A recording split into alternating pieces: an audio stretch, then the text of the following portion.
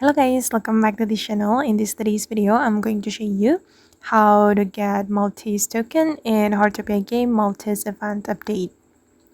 Okay, first of all, I'm going to go to the event menu and I'm going to go to the puppy gacha machine.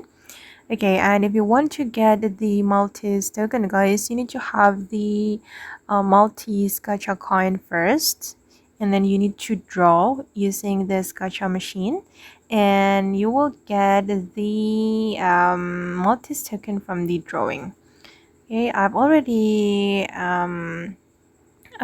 owned the Maltese gacha coin, so I'm gonna draw and I hope that I can get the Maltese token. It will consume 10 Maltese gacha coins for one draw.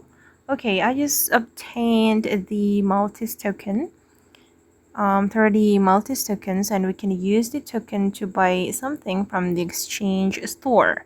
Here you can buy a recipe, item, and furniture.